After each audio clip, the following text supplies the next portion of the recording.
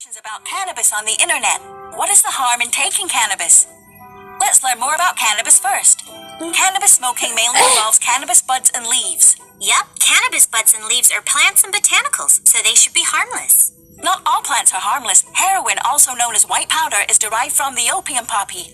And cannabis can be produced by chemical ingredients, which are known as synthetic cannabinoids. They are harmful as well. My friends told me that consuming cannabis would not be harmful to our health. They said cannabis was not addictive at all. That's wrong. Let's take a look at what the World Health Organization and other authoritative medical reports have to say.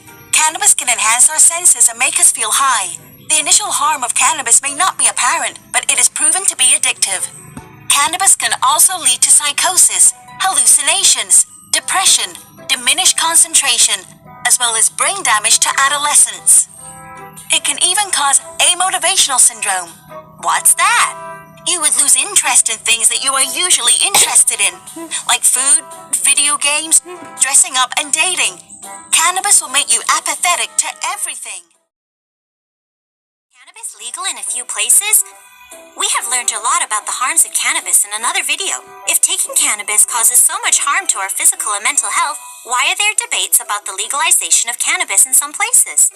Cannabis is classified as a dangerous drug by the United Nations and is harmful to our health. There are only a few places where citizens are allowed to use cannabis without breaking the law. In fact, the governments of those places also impose different restrictions on the use of cannabis. But if cannabis is not legalized, will it affect its medicinal use? First of all, taking cannabis itself is not a medical treatment. Hong Kong has a mechanism to allow the registration of drugs containing cannabinoids that are controlled by the law. But even if the drugs are registered, they must be prescribed by doctors.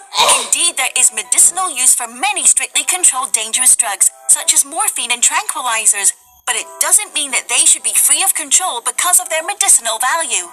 I found many cannabis products online that can be purchased without prescription, such as THC gummies, cookies, and THC oil. Watch out, they are all traps!